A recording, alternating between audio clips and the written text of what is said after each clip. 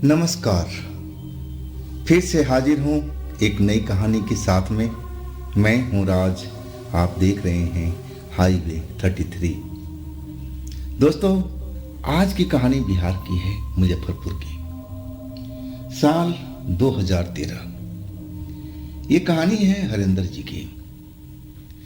हरिंदर जी की उम्र लगभग 25-26 साल जब रही होगी तब की ये बात है।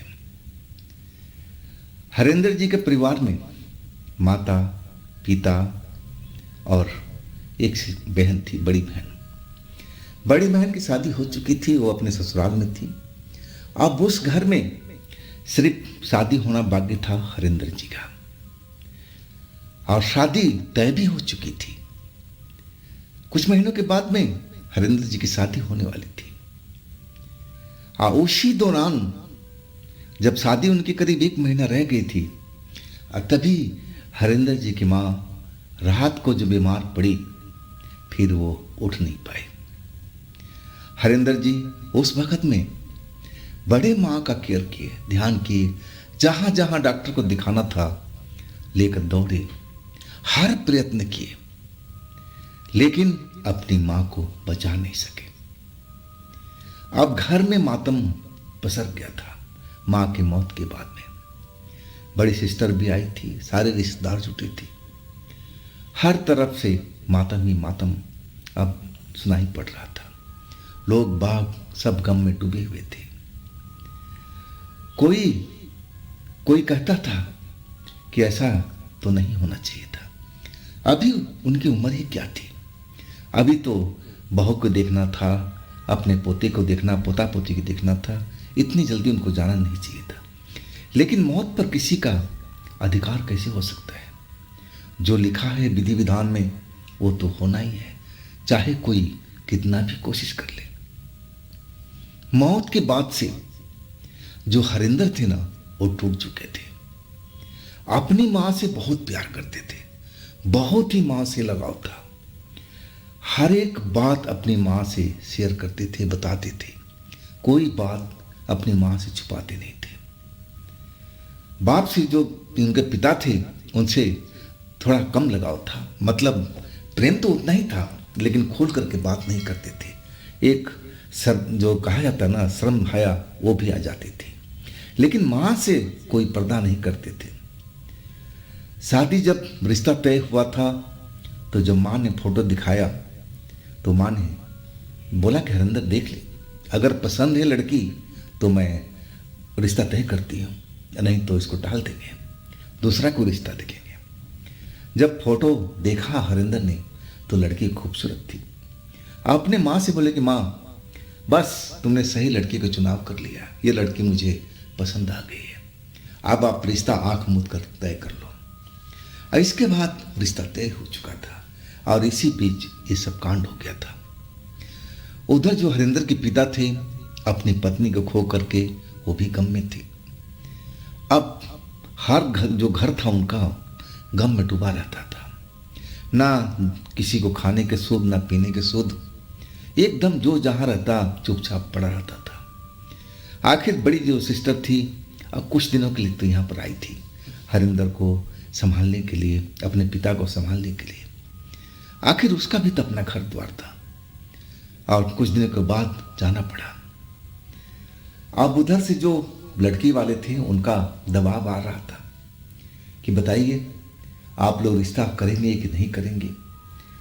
लेकिन ऐसे माहौल में रिश्ता कैसे हो सकता, शादी कैसे हो सकती? हरिंदर के पिता ने बोला, भाई देखो, अब ये शादी इन साल तो नहीं हो पाएगी, अब अगले साल ही आप समझो कि शादी हम कर पाएंगे। अगर आपको जल्दी है तो आप ये रिश्ता को तोड़ सकते हैं, अगर हमारे साथ रहना चाहते हैं तो आपको इंतजार करना पड़ेगा। लड़की वाले मान गए, कहने लगे कि ठीक है जी, हम भी आपके गम में शामिल हैं और जैसा आप कहेंगे वैसा ही हम करेंगे। अब बात अगले साल के लिए टल चुकी थी। आज जो हरिंदर थे अपने माँ के गम में पागल से हो गए थे, चुपचाप पड़े रहते थे, आंखों से आंसू निकलता रहता था, रोते रहते थे, चुपचाप एकांत में बैठे रहते थे। अब उनका दुख तकलीफ देख करके जो पिता थे बहुत दुखी थे, और वो चाहते थे कि मेरा बेटा ऐसा दुख तकलीफ ना उठाए, अपने माँ के गम में ना डूबा रहे। वैसे तो हरिंदर जो थे खेती बाड़ी का काम करते थे, पिता के साथ में खेती बाड़ी था, लेकिन जब ऐसी हालात देख करके जो पिता थे अब वो सोचने विचारने लगे थे, और उनका दिमाग में ये चलने लगा कि हरिंदर यहाँ पर रहेगा ना तो इसकी जो सोच है अपने माँ के ऊपर लगी रहेगी, तो क्यों ना इसको बोला जाए कि भाई तू शहर में जा, कोई नौकरी वोकरी कर ले और वहाँ पर अपना टाइम व्यतीत कर। इस वजह से अपनी माँ को भूल भी सकता है। और वही विचार अपने बेटे से हरिंदर के पिता ने कर दिया। देख बेटा, मैं चाहता हूँ कि तू कोई शहर में जाके काम कर, नौकरी कर। तू यहाँ पर दिन रात अपनी माँ के गम में याद में डूबा रहता है और मुझे भी रुलाता रहता है। तो ये बेटा कब तक चलेगा? अपने आप को संभालो, जो हो गया अब उसको पीछे तो नहीं भाग सकते ना, आगे की सोचो। अभी तुम्हारी ज़िंदगी लंबा है बेटा, जो मैं कह रहा हूँ उस पर तुम ध्यान दो। अब जो हरिंदर थे पिता की बात समझ में आने लगी, वो भी सोचने लगे कि क्यों ना कुछ टाइम के लिए इस घर से दूर जाया जाए, क्योंकि घर में कहीं भी रहते बाहर में, और जब भी घर में आते तो माँ की तस्वीर सामने आकर खड़ी हो जाती और लगता जैसे माँ उनको पुकार रही है। कई बार तो जैसे लगा कि माँ उनको बुला रही है आवाज़ दे करके, और वो हैरान रह जाते थे, इधर उधर देखने लगते थे कि आखिर माँ कहाँ पर है, आवाज़ सुनाई पड़ी है, लेकिन ऐसा कुछ होता नहीं था। लेकिन उनको दिमाग में चलता रहता था और उनको लगता भी था कि माँ जो उनकी है ना, उनके आसपास ही कहीं पर है। मरी जरूर है लेकिन आत्मा उनके आसपास में मौजूद रहती है। वो आत्मा मुझे देखती रहती है। उनके दिमाग में यही सब चल रहा था। आखिरकार जो हरिंदर थे अपने दोस्तों के पास शहर में नौकरी करने के लिए पहुंच गए थे। अब फैक्ट्री की नौकरी थी, दोस्तों ने नौकरी लगा दी। किराए के घर में रहते थे दोस्त, और एक घर में 4 लोग रहते थे। फैक्ट्री का काम था, किसी की ड्यूटी दिन में, किसी की ड्यूटी रात में। कई बार ऐसा होता था कि सबकी ड्यूटी नाइट में लग जाती थी और कल सबकी ड्यूटी दिन में लग जाती थी। ऐसा भी चलता रहता था। फैक्ट्री से जो आदेश आता था पालन करना पड़ता था। अभी उस घर में जो हरिंदर थे ना, बहुत कम दिन हुआ था शहर में गए हुए, लगभग 15 से 20 दिन के आसपास की बात है। उनके जो तीनों साथी थे और वो नाइट ड्यूटी में चले गए थे। हरिंदर का दिन ड्यूटी था, तो हरिंदर अपना काम करके और अपने घर पर आ गए थे। और तब तक उनका साथी खाना वाना बना करके अपने टिफिन पैक करके और अपने अपने टिफिन लेकर चले गए थे, और हरिंदर के लिए खाना बना करके ढक कर चले गए थे। हरिंदर अब घर पर आए, नहाए धोए अपना। अब जो खाना बना के साथी गए थे, खाना पीना खा करके, अब गर्मी की जो रात थी ना, वो छत पर चले गए सोने के लिए। क्योंकि पहले तो घर में सोने की कोशिश किया, लेकिन पंखा भी जो था ना गर्म हवा दे रहा था, उनको अच्छा नहीं लग रहा था। और छत पर अकेले ही अपना बिस्तर लगा करके सोने चले गए। अब जो उनका घर था बिल्कुल एकांत जगह पर बना हुआ था। आगे में तो बहुत सारे घर बने हुए थे, लेकिन उनके घर के पीछे खाली मैदान, जंगल झर, ऐसा ही सब माहौल था वहाँ पर। भौगोलिक स्थिति ऐसी ही थी वहाँ की।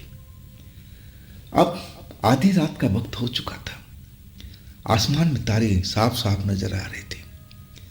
हरिंदर जी अपने भविष्य के बारे में सोच रहे थे, आसमान में सितारों को देख रहे थे। नींद को आने को कोशिश में लगे थे कि कब नींद आ जाए, कब नींद आ जाए, लेकिन नींद नहीं आ रही थी। वो लगातार अपने भविष्य के बारे में सोच रहे थे कि अब क्या होगा। मेरी माँ तो मेरी देख रेख करती थी, हमारी हर चीज़ का ध्यान रखती थी। अब पिता भी तो घर में अकेले पड़ गए हैं, कैसे अपना ख्याल रखते होंगे। अब कौन करेगा। मेरी अब शादी होगी, अभी उसमें टाइम है। अगर मेरी पत्नी भी आ जाती तो मेरे पिताजी के ख्याल रखती। यही सब अपने भविष्य की ताना बाना बुन रहे थे। और अचानक ऐसे लगा कि कोई बड़ा सा पक्षी, विशाल पक्षी उनके ऊपर कुछ दूरी पर, छत के ऊपर में जहां सोए हुए थे, और वहां पर मंडरा रहा है। ऐसे विशाल पक्षी कभी उन्होंने देखे नहीं थे। अब एक पल के तो बड़ा चौंक गए। अब बड़े ध्यान से देखने लगे। अंधेरी रात थी, लेकिन आकार बहुत बड़ा था, चमगादड़ जैसा लग रहा था, लेकिन साइज में बहुत बड़ा था। उसकी आंखें एकदम चमक रही थी। अंधेरी रात में भी आंखें एकदम चमकती हुई दिखाई दे रही थी। अब कुछ देर तो वो देखते रहे, मंडराता रहा, और फिर अचानक जैसे हवा में गायब हो गया। अब जो हरेंद्र जी थे, ऐसे पक्षी कभी उन्होंने देखा नहीं था। और सोचे पड़ गए, भाई कैसा पक्षी हो सकता है, इतना विशाल पक्षी, चमगादड़ की तरह लग रहा है। इतने बड़े चमगादड़ तो मैंने कभी देखे नहीं है, तो क्या चीज हो सकता है। उन्होंने सोचा चलो कोई भी हो, हमें क्या करना है। अब ठंडी ठंडी थोड़ा सा हवा कहीं से आने लगी। अब रात आधी रात से ऊपर ढल चुका था, और ठंडी का हवा का झोंका जब आया ना, तो हरेंद्र जी का नींद आ चुका था। गहरी नींद में चले गए थे कुछ ही देर में। और अचानक जब उनकी नींद खुली ना, तो ऐसे लगा कि जैसे उनके सीने पर कोई बैठा हुआ है। सीने पर बैठा हुआ है और वजन भी महसूस हो रहा था। हड़बड़ा करके अपनी आंखें खोला हरेंद्र जी ने। अंधेरी रात थी, आखिर कौन सीने पर आके बैठ गया है। जब वो देखे ना, तो उनके सीने पर कोई काला जैसा चीज बैठा हुआ था। इंसान की तरह लग रहा था, लेकिन जैसे लग रहा था काला लबादा ओढ़े हुए हो। ना तो चेहरा नजर आ रहा था, ना आंखें नजर आ रही थी, ना कुछ आप पहचान सकते थे कि लड़का है लड़की है क्या है, कुछ भी समझ नहीं आ रहा था। अब अचानक ये देख करके जो हरेंद्र जी थे एकदम चौंक के, डर के कि कौन हो सकता है भाई मेरे सीने पर आकर बैठ गया, और वो भी आधी रात में। अब उसको धकेलने लगे, अपने सीने से धकेलने लगे, लेकिन वो वजन वाला जो भी व्यक्ति था या जो कुछ भी था, उसमें वजन काफी था। हरेंद्र जी लाख कोशिश करते रह गए, लेकिन उस चीज को अपने सीने से उतार नहीं पाए। और तब उस काले लबादे में से एक हाथ निकला। हाथ को देख करके हरेंद्र जी का जो पूरा शरीर था कांप चुका था। हाथ की स्थिति ऐसी थी जैसे उसमें से मांस लग रहा था कि गल रहा हो, टपक रहा हो, चू रहा हो उसमें से कोई पदार्थ। अब बदबू भी आ रही थी, उसमें से सड़ी हुई बदबू आ रही थी। ये सब जब देखे, महसूस किए, तो अब हरेंद्र जी को समझते देर नहीं लगी कि जो वो देख रहे हैं ना, ये कोई भयानक सपना नहीं है, ये रियल टाइम में चल रहा है। आयन के सीने पे जो बैठा हुआ है ना, वो इंसान कोई हो नहीं सकता है। जरूर ये काली शक्ति है, कोई भूत प्रेत है, कोई चुड़ैल है, कोई प्रेत है, ऐसा ही हो सकता है। अब वो हाथ जो था, अब सीधा वो हाथ अब हरेंद्र के गर्दन पर, गले पर जा लगा। हरेंद्र जी चिल्लाने की कोशिश कर रहे थे, घुटी घुटी आवाज निकल रही थी, जोर से चिल्ला भी नहीं पा रहे थे। और वो हाथ अब हरेंद्र का गला घोंटने जा रहा था। हरेंद्र जी अपने आप को बचाने की कोशिश कर रहे थे, धकेलने की कोशिश कर रहे थे कि कैसे भी धकेल दें ताकि वो जो शक्ति उसके ऊपर बैठी हुई है हट जाए, और फिर वो भागते हुए नीचे चले जाए, दरवाजा खोले और बाहर घर से निकल जाए, मदद के लिए दौड़ पड़े। लेकिन ऐसा कुछ कर नहीं सके। वो जो शक्ति उनके सीने पर सवार थी, वो ऐसा करने नहीं दे रही थी। अब जो गला उनका दबने लगा, अब सांस लेने में भी कठिनाई होने लगी थी। हरेंद्र जी को कुछ नहीं सूझ रहा था। बचाव में भरपूर प्रयत्न कर रहे थे, हाथ पैर झटक रहे थे, लेकिन सब कुछ व्यर्थ, कुछ भी नहीं कर सके वो। अचानक उनको अपनी माँ का ध्यान आया। अब बस जैसे ही ध्यान आया, अपने माँ को मन ही मन आवाज लगा दी कि माँ मुझे बचाओ, माँ मुझे बचाओ।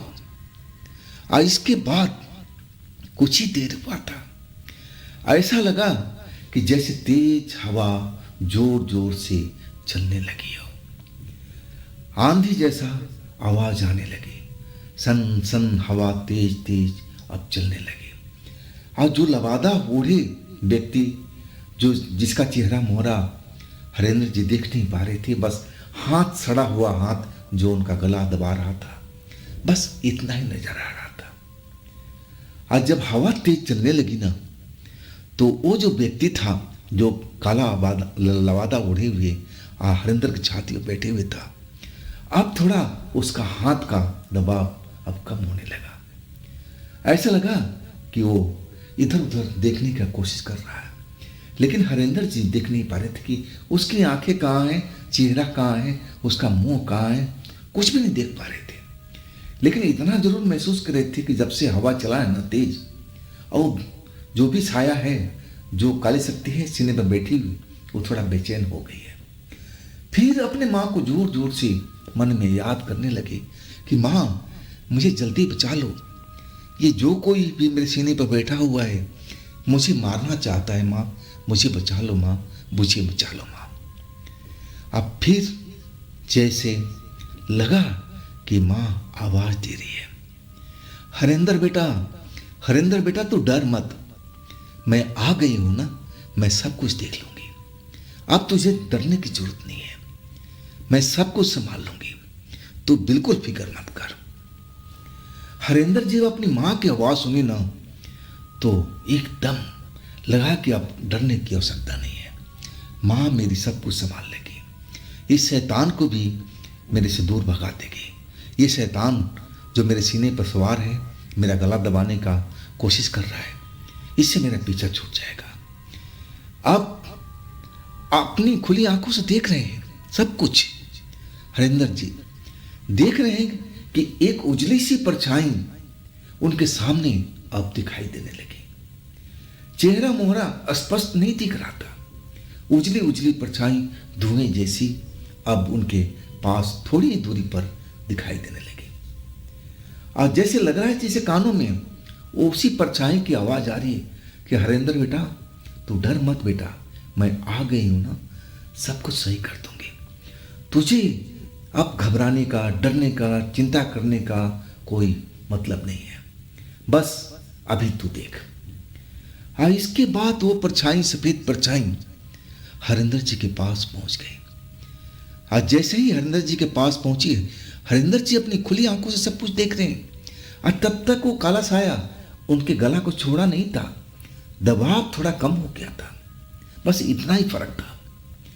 लेकिन जब सफेद परछाई हरिंदर जी के पास आकर के खड़ी हो गई और वो परछाई से एक हाथ निकला, इतना हरिंदर जी ने देखा, और हाथ सीधा काले लबादे के ऊपर में जा करके अब इतना ही दिखाई दिया कि जैसे उसके सर को पकड़ लिया हो, ऐसा ही हरिंदर जी बताते हैं। और इसके बाद जैसे ही काला लबादा वाला था, जैसे चीख पड़ा था, एक डरावनी भारी आवाज, जैसे लगा कि कई जानवर गुर्रा रहे हो, दर्द से चिंघाड़ रहे हो, जैसे उनको कोई मार रहा हो, ऐसी आवाज सुनाई पड़ने लगी। हरिंदर जी भी आवाज सुनकर के बेहद डर चुके थे। लेकिन वो जो सफेद साया था जो पास में खड़ा होकर के हरिंदर जी के और काले लबादे वालों को जिसे सर को पकड़ लिया था, अब उसको लेकर के हवा में उड़ गया। अब जैसे ही हवा मुड़ा, अब हरिंदर जी का गला अब छूट चुका था।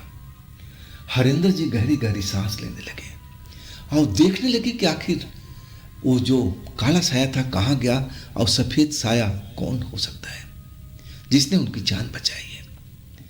अब माँ की आवाज अब सुनाई नहीं पड़ रही थी और यही मौका था हरिंदर जी जल्दी से बिस्तर से उठे, कांपते पैरों से, और सीढ़ियां चढ़ते हुए सीधा अपने नीचे वाले कमरे में आ गए। बाहर तो पूरा अंधेरा फैला हुआ था। कॉलोनी के आगे के जितने मकान थे सब अंधेरे में डूबा हुआ था। अब इतनी रात को किसके पास जाए? हर दरवाजा तो बंद था। बस उन्होंने सोचा कि बस नीचे कमरे में आ जाऊंगा, अपना दरवाजा बंद कर दूंगा। इसके बाद जब तक सुबह नहीं होगा दरवाजा खोलूंगा नहीं। वैसा ही हरिंदर जी ने किया। अपने कमरे में आ गए और जल्दी से सिटकनी लगा ली और नीचे जमीन पर एक कोने में बैठ गए थे। डरे हुए थे, हालत खराब थी, सूखे पत्ते की तरह कांप रहे थे। और इस बात को लगभग 10-15 मिनट बीत चुका था छत से उनको आए हुए। अब ऐसी कोई आवाज, कुछ भी शोर, कुछ भी नहीं सुनाई पड़ रहा था। लग रहा था कि सब कुछ शांत हो चुका है। हरिंदर जी अभी जो डर था बिल्कुल कम नहीं हुआ था, वैसे ही था उनका डर। अब मन ही मन फिर अपनी माँ को याद करने लगे, लेकिन इस बार माँ की कोई भी आवाज सुनाई नहीं दे रही थी। ऐसा करते करते कम से कम 1.5-2 घंटा बीत चुका था। और कब हरिंदर जी की आंखें बंद हो गई, जैसे वो गहरी नींद में चले गए, कोने में बैठे बैठे, और शायद सपने में चले गए थे। और तब वो क्या देखते हैं कि वो बड़ा सा कमरा जिसमें वो रहते थे, लंबा सा कमरा था, 4 लोग रहते थे, खाना पीना सब उसी में बनता था, रसोई से सब कुछ, अब एक तरह से सब कुछ उसी कमरे में होता था। और लंबा सा कमरा उजाले से भर गया है। और उनकी माँ सफेद कपड़ों में खड़ी नजर आ रही है, कुछ ही दूरी पर खड़ी अब हरिंदर जी को निहार रही है। हरिंदर जी को अब देखते जा रही है। जब हरिंदर जी ने अपनी माँ को देखा तो उनकी आंखों से आंसू गिरने लगा और अपने माँ को पुकारने लगे कि माँ तू कहाँ चली गई थी? देख तेरे बिना मेरा क्या हाल हुआ पड़ा है। मैं देख परदेश में आया हूँ, अगर तू होती तो मुझे परदेश में आना नहीं पड़ता ना माँ। देख आज मेरी मौत से सामना हो चुका था। कौन था माँ वो जो मुझे मारना चाहता था? हरिंदर जी सपने में सब बातें कर रहे थे अपने माँ से। माँ उनकी दूरी पर खड़ी और उनकी एक एक बात को सुन रही थी। जब हरिंदर जी की बात पूरा हुआ, हरिंदर जी ये बातें सब रोते हुए अपने माँ से कह रहे थे सपनों के अंदर में। और उनकी माँ अब हरिंदर को चुप कराने लगी, कहने लगे बेटा तू घबरा मत ना, मैं तो तेरे साथ हमेशा हूँ। मैं उस शैतान को देख तेरे से दूर भगा दिया हूँ, अब तेरी जिंदगी में कभी नहीं आएगा। वो तेरे पास आने की कभी हिम्मत नहीं करेगा बेटा, तू हिम्मत रख, मैं तेरे पास हमेशा हूँ। जब भी तू मेरे को याद करेगा ना तो मैं तेरे साथ में खड़ी हूँ बेटा। और इसके बाद जैसे हरिंदर की आंखें खुल गई। जैसे ही आंखें खुला ना तो ऐसा लगा कि जैसे कोई सिटकनी खोल करके और दरवाजा खोल दिया हो और कोई बाहर जा रहा हो, कदमों की आवाज सुनाई पड़ रही है। अब हरिंदर जी का जो रोंगटे थे अब नींद में थे, उठे थे और सब कुछ अपने आंखों से देख रहे थे। जैसे लगा कि उनकी माँ अभी अभी वो बंद कमरे का दरवाजा खोल करके सिटकनी अब बाहर निकली हो। कदमों को पहचानते थे, आवाज पहचानते थे, लेकिन दौड़ के जब गए तो बाहर में क्या देखते हैं कि दूर वही सफेद रंग की परछाई जाती हुई दिख रही है। अब हरिंदर जी दौड़ पड़े थे, उस परछाई को पास जाना चाहते थे, लेकिन देखते ही देखते परछाई हवा में गायब हो चुकी थी। कुछ दूर जरूर उन्होंने पीछा किया था, दौड़े थे, लेकिन परछाई हवा में ना जाने कहाँ गायब हो गई। और इसके बाद हरिंदर जी कई पल तक उसी जगह पकड़े रहे थे। और तब ऐसा लगे कि कान में कोई बोल रहा हो, अरे बेटा अभी रात बाकी है, जा अपने घर पर, दरवाजा बंद कर ले और सोने की कोशिश कर। जैसे उनका माँ कानों में आके बोल रही हो। और इसके बाद हरिंदर जी रुके नहीं, सीधा अपने घर पर आ चुके थे। दरवाजा बंद किया सिटकनी लगाई और कमरे में कोने में जाके बैठ गए थे। सारी रात अब नींद नहीं आई थी, डर के मारे। डर अपनी माँ से नहीं, उस काले साये से जो उनके सीने पर आकर के अब बैठ गया था। और सबसे गंदी हाथ, ऐसा लग रहा था कि उसके हाथ का मांस सड़ सड़ करके टपक रहा हो, ऐसा उनको सब कुछ दिखाई पड़ा था। सबसे तेज बदबू मांस सड़ने का उसके हाथों से आ रही थी। वो सब दृश्य जो उन्होंने देखा था और मौत से बच करके निकले थे, वो पल जो था ना, वो भूल नहीं पा रहे थे। हरिंदर जी के साथ में वो पल घटा था। अब जैसे तैसे सुबह हुई। सुबह उनके साथी जब आए ना, तो पूरा हालात अपने साथियों को बताए।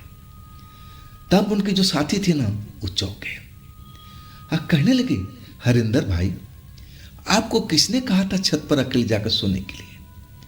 हम लोग कभी भी अकेले छत पर नहीं सोते।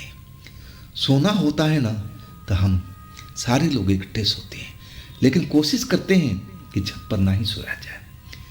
अब तुमने देखा तो होगा ना, हमारे घर के पीछे जंगलात है, और जंगलात में कौन सा क्या चीज रहता है आप तो समझ सकते हो ना। तो हमें संदेह होता था कि इस जंगल के अंदर में भूत प्रेत रहते हैं, और तभी हम लोग इस घर के छत पर कभी भी अकेले सोने नहीं जाते थे, चाहे कितनी भी गर्मी पड़े। लेकिन आपने गलती कर दी थी। क्या जरूरत था आपको घर की छत पर जाने के लिए? अब बात सारी हरिंदर जी समझ गए थे, और उनको लगा कि इनके जो साथी हैं सही कह रहे थे। मुझे छत के ऊपर में अकेले, वो भी आधी रात के वक्त, सोना नहीं चाहिए था, क्योंकि पीछे जंगलात थे।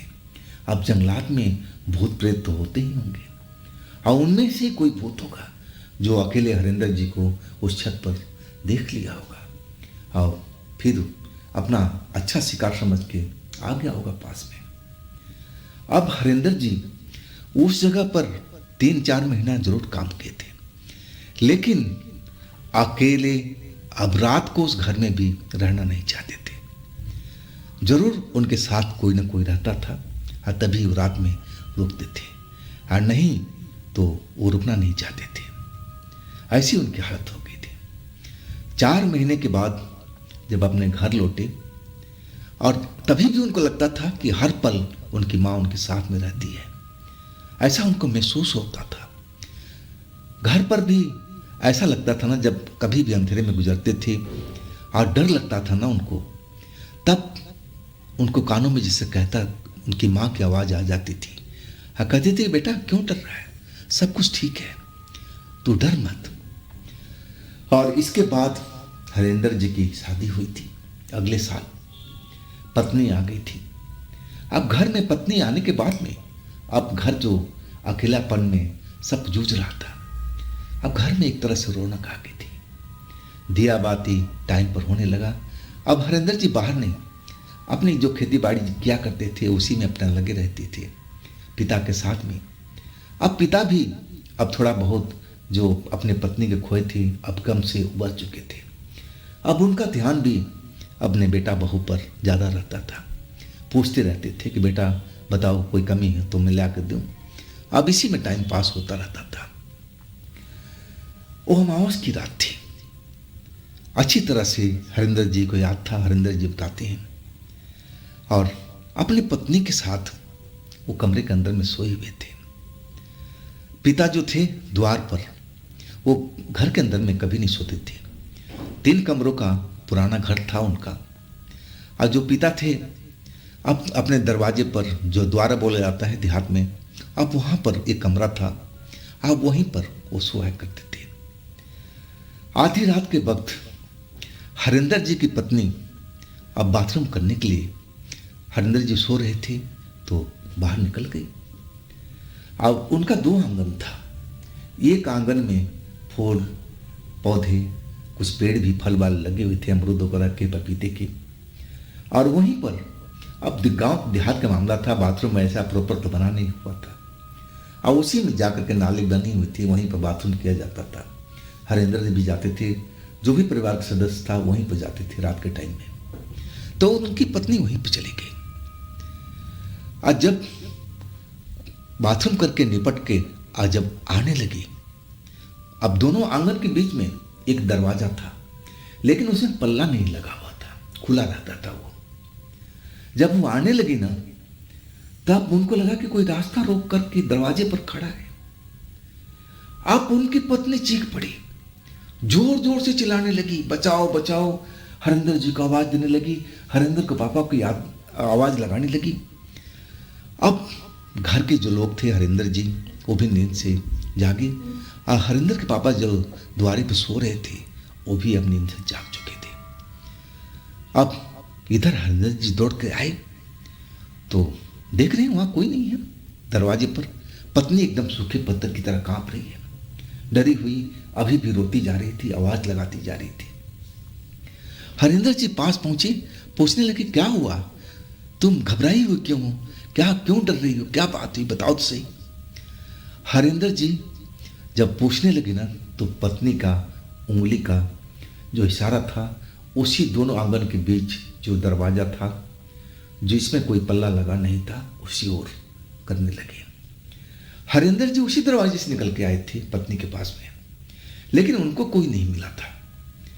अब हरिंदर जी पीछे मुड़कर देखने लगे तो उनको कोई नजर नहीं आया, लेकिन उनकी पत्नी अभी भी उंगली का इशारा कर रही थी और कह रही थी कि उधर देखो कौन खड़ा है, कौन खड़ा है, ऐसे बोल रही थी। इतनी डरी हुई हालात। और उधर जो हरिंदर के पिता थे, अब वो भी दरवाजे से बाहर आ गए थे। अब मेन दरवाजा जो था घर का खटकाने लगे।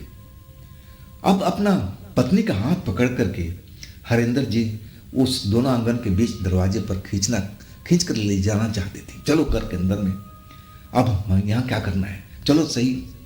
लेकिन पत्नी जा नहीं रही थी, वो कहने लगी वही खड़ी है, वो वही खड़ी है, इतना ही बोल रही थी। अब हरिंदर जी कहने लगे, कौन खड़ी है भाई, कौन खड़ी है। तब वो कहने लगे, काले कपड़े में दिखाई दे रही है, लाल लाल आंखें, डरावनी आंखें। हरिंदर जी जब सुने ना तो पूरा उनके बदन में सिहरन से होने लगा, और उनको लगा कि जो पत्नी कह रही है ना ये मजाक नहीं है, मजाक में लेना नहीं चाहिए, जरूर कोई चीज पत्नी देख रही है हरिंदर जी को जो दिखाई नहीं पड़ रहा है। अब हरिंदर जी अपने मन में माँ को याद करने लगे, माँ ये सब क्या चल रहा है, माँ आओ देखो तो सही क्या हो रहा है, देखो कौन खड़ा है यहाँ पर, मेरी पत्नी डरी हुई है, माँ आ जाओ ना, मदद करो ना। अपनी माँ को गुहार लगाने लगे। और उधर जो दरवाजा था, अब उनके हरिंदर के पिता दरवाजा पीटने लगे, हरिंदर को आवाज लगाने लगे, हरिंदर बेटा दरवाजा तो खोल, बहू क्यों चिल्ला रही है, क्यों रो रही है, दरवाजा खोल बेटा, मुझे अंदर आने दे। लेकिन हरिंदर अब शांत खड़े हुए अपने मन को शांत किए हुए अपनी माँ को याद कर रहे थे। और उधर हरिंदर की पत्नी अभी भी डरी हुई थी, चीख रही थी डर डर डर डर के। और जब काफी देर हो चुका, हरिंदर के पिता रुक नहीं रहे थे, दरवाजा पीटते जा रहे थे। तब हरिंदर बोले कि पापा बस 2 मिनट में रुको।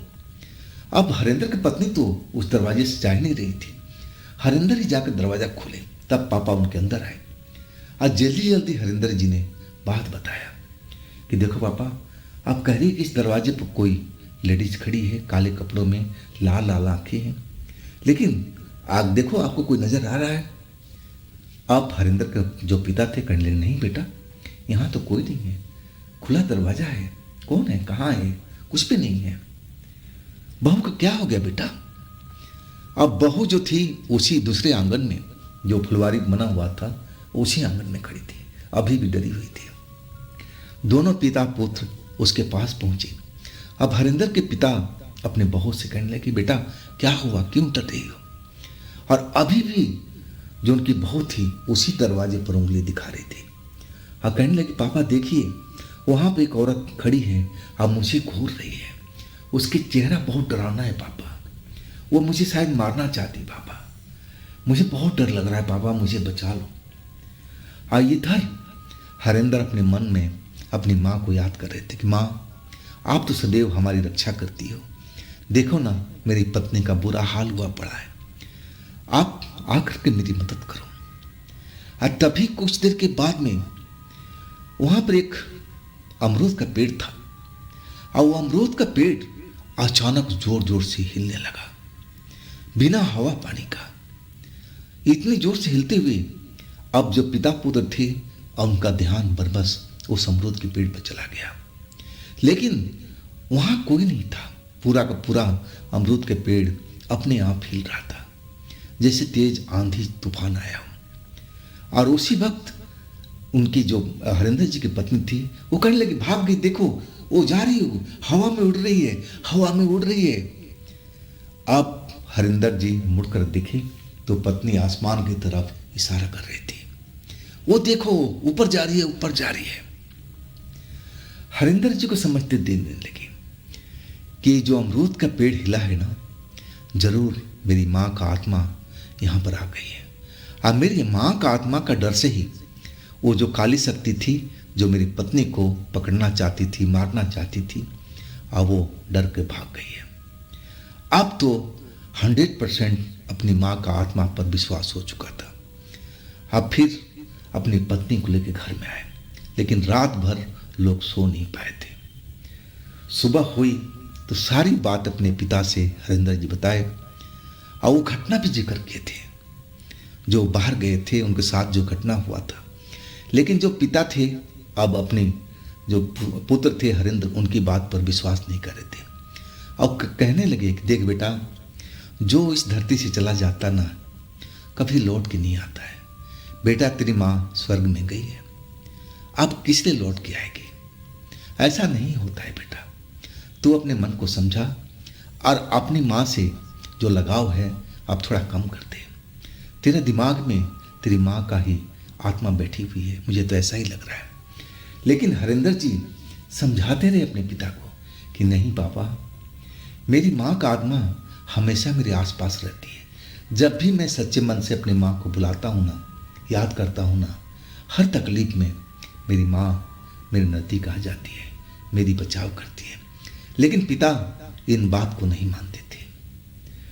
लेकिन हरिंदर जी को पूरा विश्वास था अपने माँ के ऊपर में कि जब भी मुझ पर कोई संकट आएगा तो मेरी माँ मेरी जरूर मदद करेगी। तो दोस्तों, ये थी हरिंदर जी की अपनी आप बीती। अगर आपके पास भी ऐसी कोई घटना है जो आप मुझे बताना चाहते हैं तो आप मुझे इंस्टाग्राम पर या मेरे व्हाट्सएप नंबर पर अपनी घटना, अपनी कहानी को आप शेयर कर सकते हैं। दोस्तों, ये चैनल आपका ही है तो इसको भी अपना प्यार दीजिए ना, लाइक कीजिए, सब्सक्राइब कीजिए, शेयर कीजिए। अब फिर हम मिलते हैं अगले रोज एक नई घटना में, एक नई कहानी में। आप लोग अपना ख्याल रखिएगा। नमस्कार।